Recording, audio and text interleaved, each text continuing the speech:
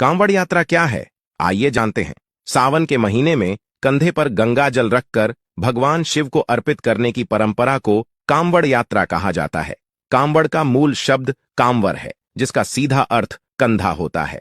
कांवड़ एक बांस की डंडी होती है, जिसमें इस्तेमाल किए जाने वाले दो कलशों को ब्रह्म घट और विष्णु घट कहा जाता है। कलश में पवित्र जल भरने के बाद उसे बांस की सहायता से सजाकर तराजू की आकृति में स्थापित किया जाता है। कांवड़ उठाने वाले को कांवड़िया कहा जाता है। कांवड़िये इस जल को अपने कंधों पर लेकर भगवान शिव का जयकारा लगाते हुए नजदीक या दूर स्थित शिव मंदिर में जाकर शिवलिंग का जलाभिषेक करते हैं। कंधों पर कांवड़ उठाए, भगवा वस्त्र पहने, कमर में गमछा और सिर पर पटका बांधे और नंगे पांव चलने वाले कांवड़ियों का ये जत्था देवों के देव भगवान शिव का अनन्य भक्त होते हैं। महादेव की स्तुति में हर हर बम बम बोल बम के नारे लगाते हुए यह जत्था सावन का महीना शुरू होते ही बड़ी धूमधाम से निकल पड़ता है। कांवड़ यात्रा का इतिहास क्या है, आइए जानते हैं।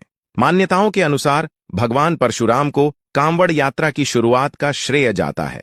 कहा जाता है कि सबसे पहले भगवान परशुराम ने गढ़मुक्तेश्वर धाम से गंगा जल लाकर उत्तर प्रदेश के बागपत के निकट स्थित पुरा महादेव मंदिर में भगवान शिव का अभिषेक किया था। उस समय सावन का पवित्र मास चल रहा था और इसी घटना के बाद से कांवड़ यात्रा की परंपरा आरंभ हुई। कांवड़ यात्रा श्रद्धालुओं की भक्ति, आस्था और समर्पण का प्रतीक है, जिसमें श्रद्धालु पूरे हर्षोल्लास और श्रद्धा के साथ इस यात्रा को संपन्न करते हैं। कांवड़ यात्रा कितने प्रकार की होती है, आइए जानते हैं। कांवड़ यात्रा मुख्यतः 4 प्रकार की होती है। पहली है सामान्य कांवड़। इसमें कांवड़िये जहां चाहें रुककर आराम कर सकते हैं। यात्रा मार्ग पर पंडाल लगाए जाते हैं, जहां वे विश्राम कर सकते हैं। दूसरी है खड़ी कांवड़।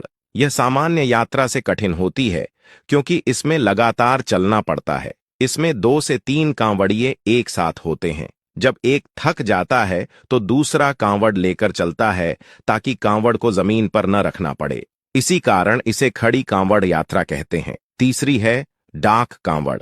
इस यात्रा में कांवड़ को पीठ पर उठाकर जलाभिषेक होने तक लगातार चलना पड़ता है।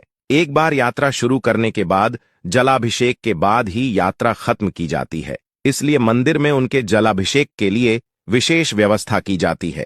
चौथी है दांडी कांवड़।